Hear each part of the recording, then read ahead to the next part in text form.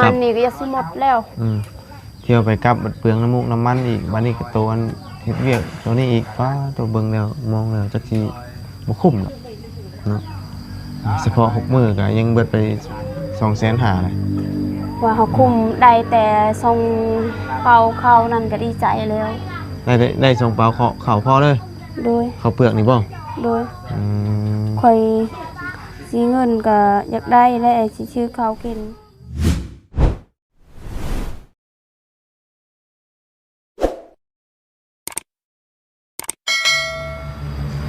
พี่น้องเนาะ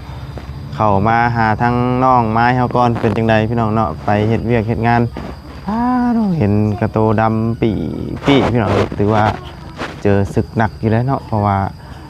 งานเวียกงานที่ไปเฮ็ดนี่น่าจะเป็นโรงงานเผายางพี่น้องเนาะเผาตีนรถต้องอันตรายเลยพี่น้องทั้งคิวทั้งมินเนาะติดกระโตเนาะจังไดก็มาถามข่าวก่อนเนาะเพราะว่ามามื้อนั้นบ่พอพี่น้องเอ้ยเนาะพอว่ามื้อนั้นว่าเงินเดือน6 ล้านป้า6 ล้านมันก็พอเฮ็ดแล้วเนาะมันได้ยินว่า3 ล้านโอ้ยเนาะมันหายากเลยพี่น้องเงินเดือน6 ล้านอยู่บ้านเฮานี่จึงเป็นไปได้ยากเนาะมีแต่ขันตะสูงชุดก็2-3 ล้านนี่แหละพี่น้องเนาะเวียกงานเฮ็ดนี่สบายดีเด้อเนาะสบายดีแล้วสวัสดีพี่น้องกันเบิดสุขคนเนาะจังไดก็ไปหาทั้งน้องไม้เฮาก่อนพี่น้องเนาะน่าจะเลิกเวียกเลิกงานแล้วเพราะว่าเพิ่นเลิก5 โมงเนาะตอนนี้ก็6 โมงแล้วพี่น้องเนาะอากาศมื้อนี้ก็ครึมๆอยู่จักสิตกหรือบ่แล้วฝนพี่น้องเนาะไปจ้าพี่น้องจังไดก็ไปหาทั้งน้องไม้นำกันเนาะป้อมยังนี่แมงวันจื้อบึ้นๆอยู่นี่มันเป็นตะกินบ่ทั้งแมงวันทั้งแมงมดนี่เนาะโอ้โหทั้งนั้นก็ได้ชาติบักม่วงบ้านอยู่เนาะอันนี้คือสิเป็นต่างไว้กินบ่หรือว่าอีหยังนี่นะเนาะคือสิบ่เป็นตะกินเนาะแมงวันใส่แตกโคบอยู่ แมงวันเขียวช้ำมันหอมโพดเด้นี่เนาะมะกล้วยบ่ทางนั้นมันชันบักม่วงอยู่เบิดแล้วมันหลอนเบิดแล้วเนาะบ่เรือเลยกกกันได้หั่นม่วงยังไงเนาะขึ้นเอากกนั่นเป็นยัง โอเคเนาะสวัสดีเด้อสบายดีโอ้ยกินฮอดเด้ว่าเป็นเงาะป้านี่ โอ้ยเพิ่งเอานี่ไปก่อนว้าวตัวแล้วเอากินฮอดเลยเนาะหากนมาบ่โดยหากนมาเลิกแต่งงานหากนเลิกแต่งงานโดยมาตั้งแต่จักโมงประมาณ5 โมงกาย27 5 โมงเบิ่งอันนี้บ่อันผมดำมาโดยนี่เขาล่างแล้วอันนี้ล่างแล้วบ่นี่นะโดยมื้อนี้เขาบ่ได้เฮ็ดตัวนั้นฮะเขาบ่ได้ตักดินโตดำนั่นแหละมันดำกว่านี้เก๋ไว้ที่ไม่ดำจิเอามันเป็นดินแบบไรมันดำแบบไรนี่น่ะดินแบบนี้คือกำดินโตดำมันโมเมนต์อันเพิ่นเผาตีนรถบ่โมเมนต์บ่โมเมนต์บ่อันตีนรถน่ะจะโตอยู่นี่เอายาเพิ่นดอกนะให้เพิ่นชันรถไปเฮาไปนั่งถามข่าวอยู่ไปเนาะโอ้เบิ่งของเหยียบนี่มดดำแม่นบ่เลยนี่น่ะดำหมดนี่เหยียบบ่ได้ติดบ่นั้นโดยนี่เฮาบ่ได้เฮ็ดอยู่ในดำเนาะเหยียบเฮ้เปิดเอาเปียเอ้ยเหยียบปุ๊บเป็นดำปั๊บเนาะเปิดเอาน้องเอ้ยเนาะนั่งบนไหนเด้สิแจ้งๆแน่นี่น้องเอ้ยเนาะ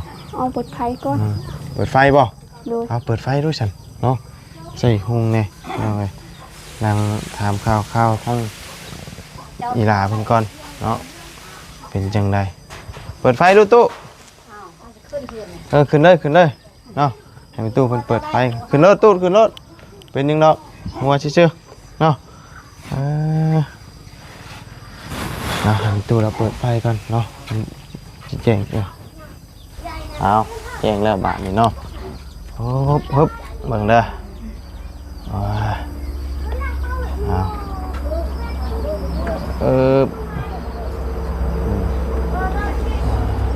เป็นจังไดน้องเอ้ยนั่งอีหล่าเพิ่นก่อนฮ้อนเอาซับเนาะ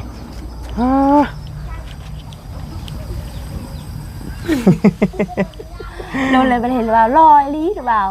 ร อดีบ่เจ้าดำอีดีเจ้านี่ เขาเป็นคนดำนี่เห็ดเวียก อือ เขาล้างแล้วนะเขา อันนี้ขนาดล่างเลยนี่นะ โดย คันบ่ บ่ คันบ่ โดย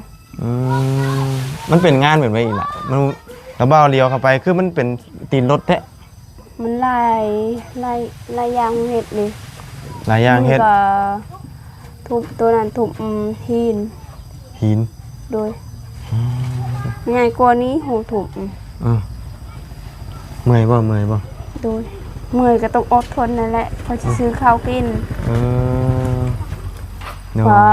แถวบ้านนี่บ่มีไปรับจ้างว่าเส้นหนึงก็มือเขาไปมือก็สักเขามือนั้น แต่ ได้ มันบ่เพียงพอได้ส่วนหนึงนั้นนี่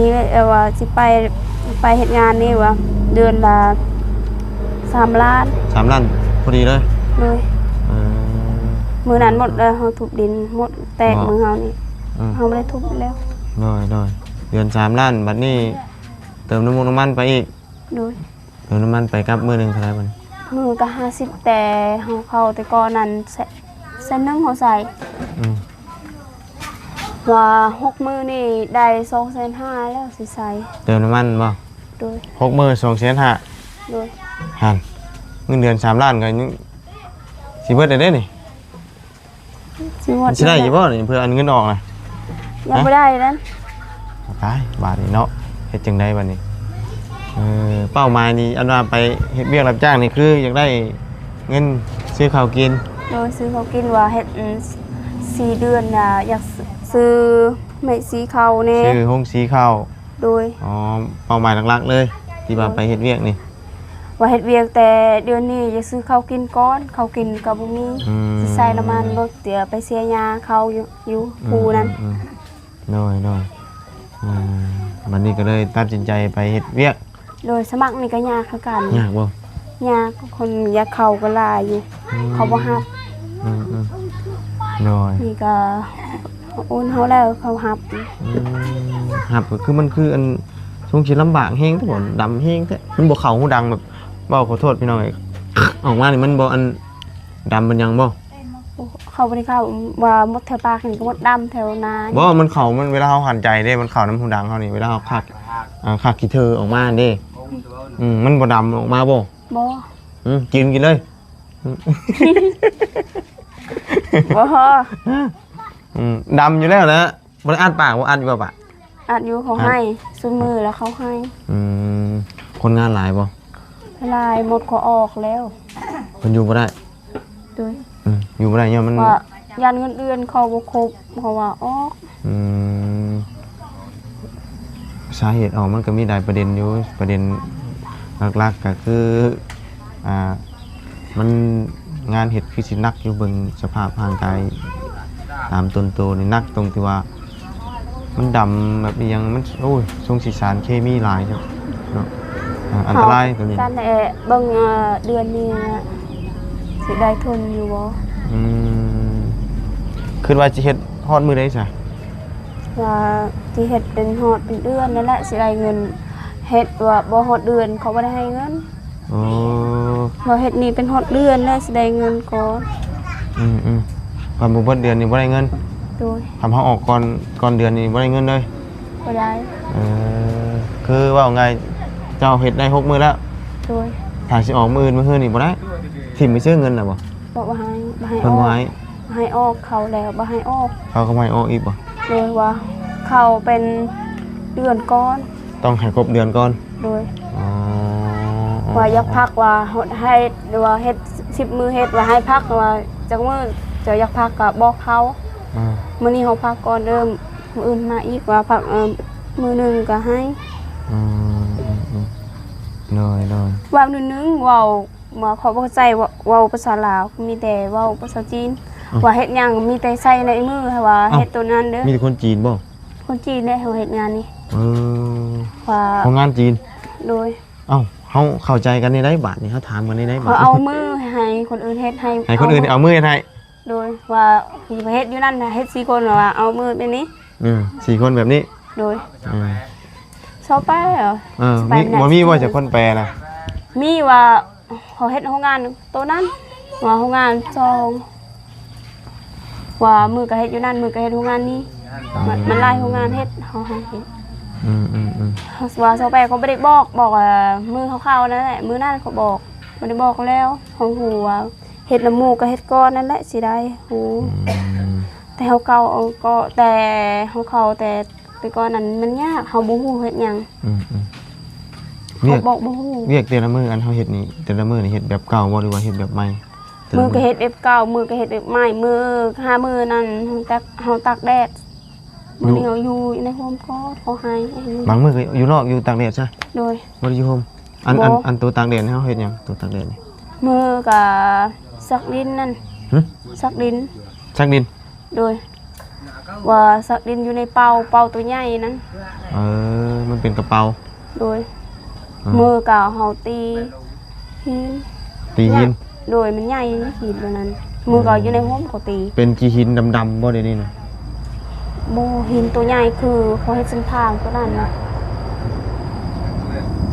เป็นบดหินบ่มันเป็นยางอันค่อนตามดำๆนี่บ่เป็นค่อนบ่เป็นอันเฉดแบบเป็นยางเนาะบ่ได้คิวบ่ได้หยังบ่มันคิวแม่นบ่อันโรงงานมันอยู่ขวาซ้ายมือนี่ไปอยู่ก็เห็นกระตูบนั่นมันตรงข้ามกับหม่องพนุษมาเห็นบ่โดยแนมเข้าไปแล้วบ่แนมเข้าไปคือมีแต่ตีรถแท้รถใหญ่เขาไปเอาว่าเอากินไปเอายางใส่อยู่ในรถนั้นโรงงานหินบดหินเนาะโดยมันลายย่างเฮ็ดโดยมันลายอยู่นั่นเขาโดยว่าทางหัวหน้าให้เฮ็ดหยังก็เฮ็ดตัวนั้นแหละบัดนี้นี่สิเฮ็ดไปจนฮอดสิ้นเดือนพุ่นโดยคือสำนั้นแล้วแหละว่ามื้อก็อดก้อนว่าเฮาขาดมื้อนั้นว่าเงินเราก็เขาตัดคือกันแล้วแหละขาดมื้อนึงก็ตัดเลยโดยต้องฮอดเดือนก็ว่ามื้อนี้ว่าฮอดเดือนก่อนกว่าสิขาดมื้อนึงก็พอโดยเขาว่าสิออกปุ๊บปั๊บแบบว่าอันนี้ก็สิได้เงินบ่ได้คำสิทิมเงินก็ได้นี่คำออกนี่เนาะโดยว่าสิเข้างานอีกก็ยากอีกเขาบ่ได้ห้ามว่าหาแถวนี้มันบ่มีแต่มื้อเฮายังบ่ได้เข้านั่นว่าแถวบ้านดงนี่พอค่อยถามแล้วบ่มีว่าเขาบ่มีไผรับทีแรกเจ้าว่าสิหาเฮ็ดเวียกแถวนี้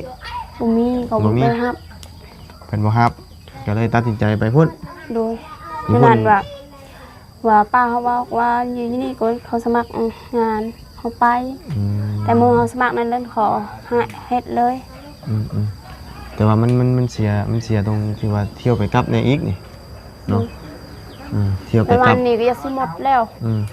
เที่ยวไปกลับเปลืองน้ำมูกน้ำมันอีกวันนี้ก็ตัวเฮ็ดเวียกตัวนี้อีกป้าตัวเบิ่งแล้วมองแล้วจักสิบ่คุ้มเนาะเฉพาะ6มื้อก็ยังเบิดไป250,000เลยว่าเขาคุมได้แต่ทรงเป่าเขานั่นก็ดีใจแล้วได้ทรงเป่าเขาพอเลยโดยเขาเปลือกนี่บ่โดยค่อย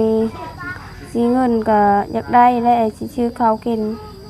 บ่ได้มีข้าวว่าเฮ็ดหยังก็บ่ได้ไปใส่ก็บ่ได้หมดสิได้ข้าวว่านึงเป่าว่าได้ทรงโลก็ใครอยู่มันได้อิ่มท้องก็พอแล้ว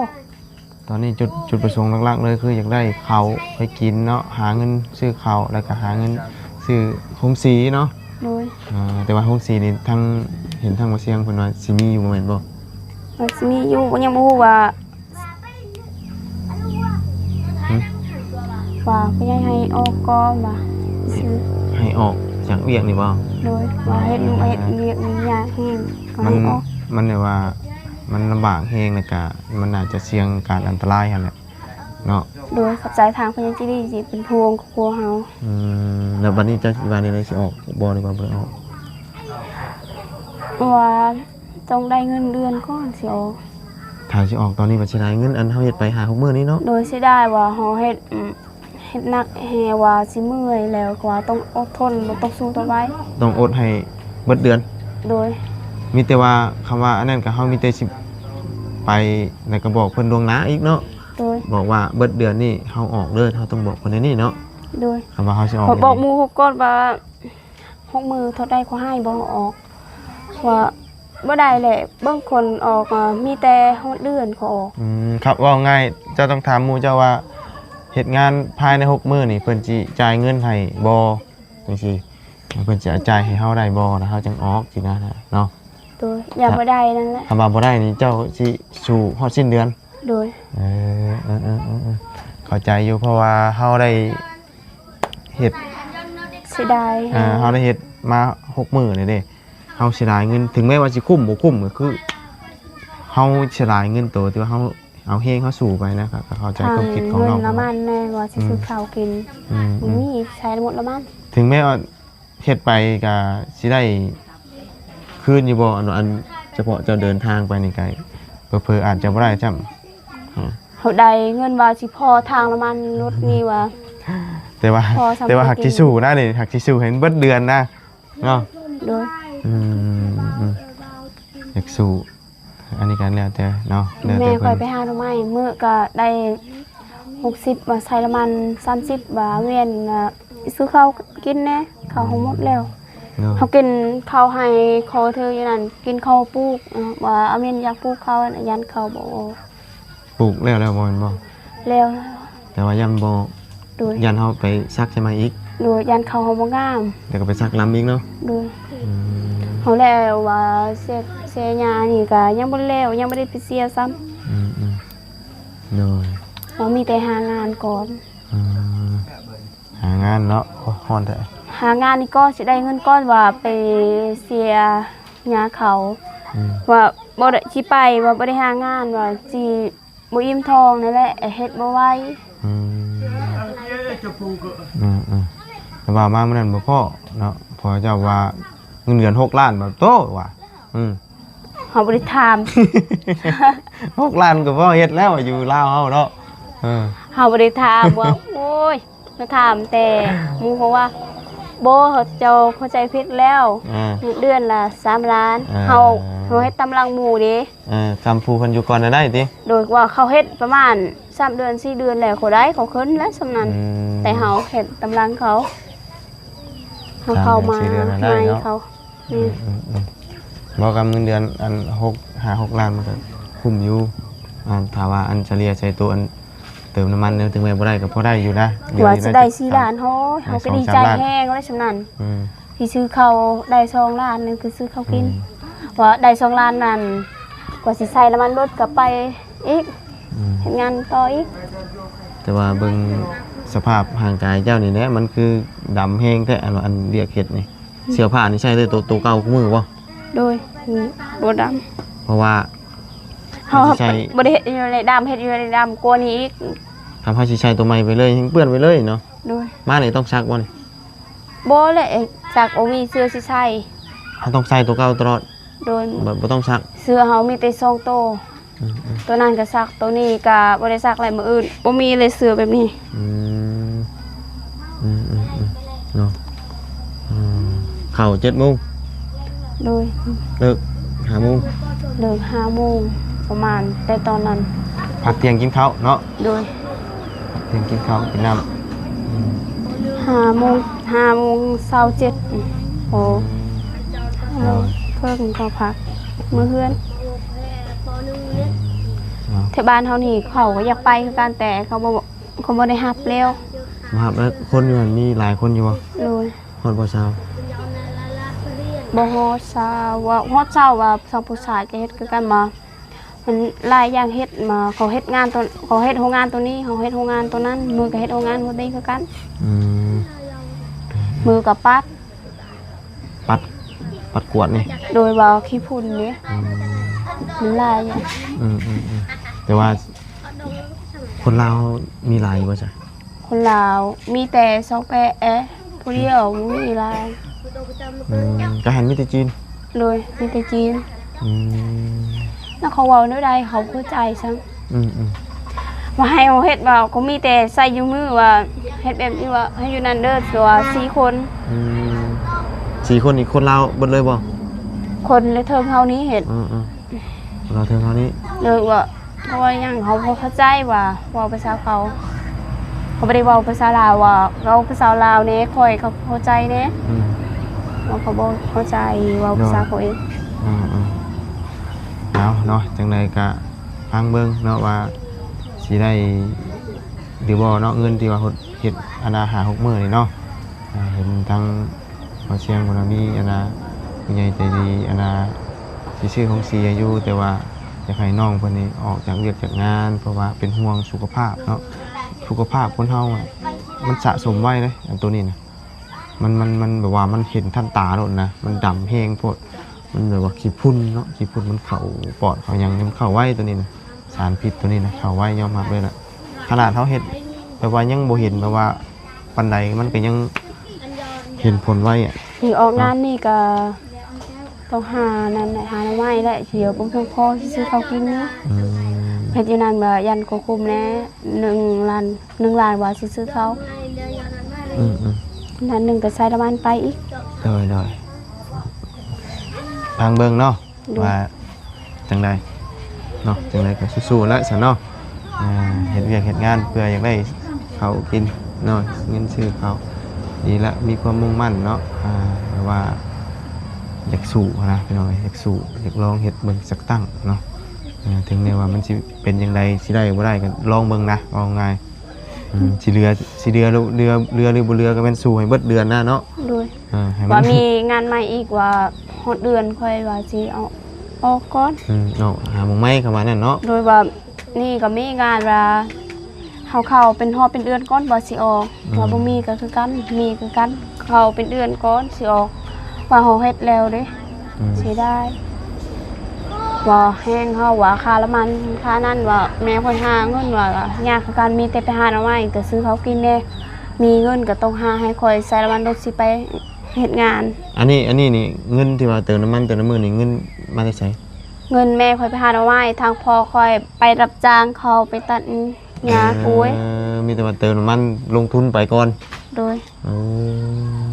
ก็เลยบ่อยากยอมบ่อยากเสียอันที่ว่าเฮาเสียไปเนาะ โดย ถ้าว่าเฮาออกตอนนี้เสียทั้งตัวอันเติมน้ำมันเสียทั้งตัวอันแห้งเฮาเฮ็ดไปเนาะ โดยอยู่เพื่อนก็มีก็ว่าสิเฮ็ดของตัวเองว่าเสียหญ้ามันว่าหญ้าเขา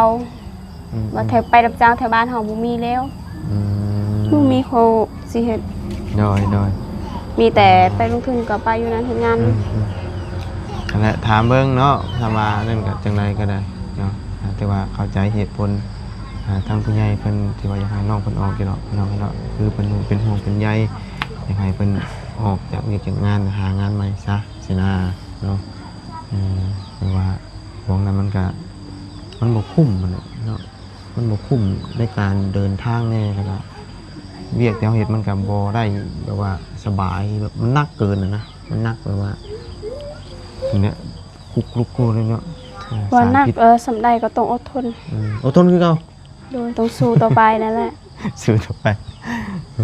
เหนื่อย ถ้าว่า ก็ต้อง ถ้าว่าเสลียออกมาแล้วนี่เอาสมมุติเนาะเจะเติมน้ำมันไปเฉพาะ60,000ยัง200,000เลย12มื้อนี่มันก็500,000มันบ่ โดย 12มื้อ500,000เงินเดือน3ล้านมันสิเหลืออยู่บ่ล้านหนึงคิดว่า คือการนะอย่ามาเลือนั่นแหละ ฮะ ว่าของเฮากินแหน่ หานสิบ่ได้ยังซั่นได้นี่นะ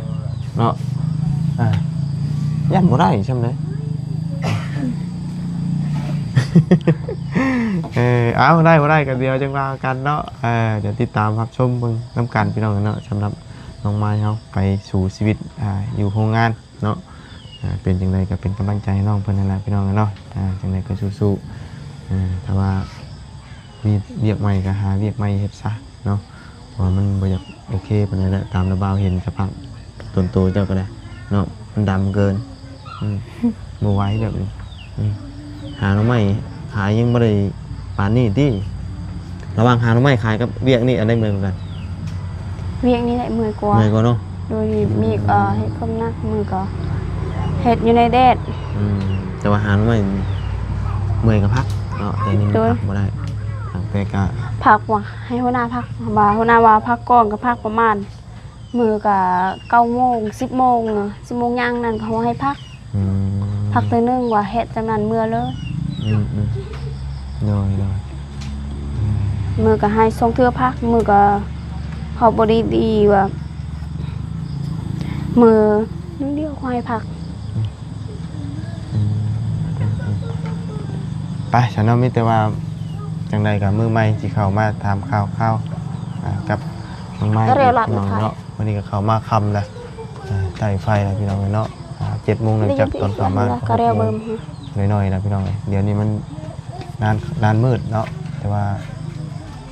แจ้งไว้เนาะนานมืดแจ้งไว้เอามื้ออื่นก็สิได้ตื่นเช้าได้พี่น้อง7 โมงก็ไปย่อเรือนย่อซานน้องใจดีนะมื้ออื่นเนาะจังไดก็สู้ๆด้วยเนาะหอมอื่นคือกันไปแต่เช้าแล้วแหละ ไปแต่เช้าเนาะไป5 โมงกาย12 5 โมง ด้วยถ่าย ตื่นก็ตื่นแต่เช้า มือกะ5 โมงกาย10 มือกะ5 โมงกาย5ยัดไปบ่ไปบ่ฮอดสนามยานเขาสาเขาบ่ได้ให้เข้าแล้ว น้อย ยานเขาไล่ออกนี่ก็ยากได้หางานนี่ว่าเฮ็ดงานยากก็หาก็ยากคือกัน เนาะเอาจังไดก็ติดตามรับชมเนาะว่าสิเป็นจังไดขั้นตอนต่อไปพี่น้องเนาะเอาสำหรับวันนี้เนาะคลิปนี้ลำลาเลยเด้อพบเจอกันใหม่พี่น้องเนาะสบายดีเด้อ ขอ เนาะ เข้าใจเด้อทางผู้ใหญ่ใจะดีหมดทุกผู้ทุกคนทางบ่าวบุญทางผู้ใหญ่ใจะดีทาง FC ให้อยู่ดีมีแฮงให้ร่ำให้รวยให้สุขภาพแข็งๆไปสิ่งใดมีแต่โชคดีหายยั่งยืนนอนได้เงินหมื่นตื่นได้เงินแสนเงินล้านอุขอบใจยังผู้ครัวของครัวเฮาเด้อจงนอดได้บัดนี้ทางผู้ใหญ่ใจะดีจะไปสู้ของครัวเฮาทางทำงานหมดทุกผู้ทุกคนให้อยู่ดีมีแฮงหมดเด้อ ดูเนาะเอาสู้ๆสันพี่น้องเอ้ยเนาะจุดมุ่งหมายคือข้าวเนาะหาเงินซื้อข้าวกับซื้อห้องสีเนาะ ซื้อข้าวก้อน ซื้อข้าวก่อนห้องสีน้ำล้างเนาะเฮ็ดได้แต่มันยังบ่ได้เนาะ ฮอนเป็นเฮ็ด3 เดือน4 เดือนสิได้แล้ว เอาไปฉันออกก่อนเด้อ ด้วย มืดแล้วบ่าวก็บ่ได้ซื้อหยังมา กินข้าวก้อนแล้วเปล่า ได้ยังกิน บ่มีอาหารสิกินไปงาน เอาหากินแล้วบ่าวก็บ่ได้ซื้อหยังมาครับเนาะโอ้ล้างรถแล้วทั้งนั้นโอ้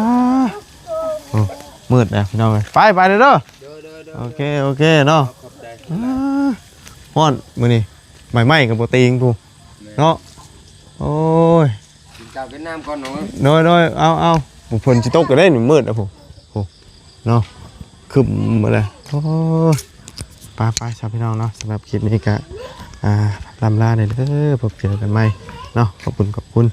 พี่น้อง FC ที่เข้ามาติดตามนะครับชมไปแล้วพี่น้องสบายดี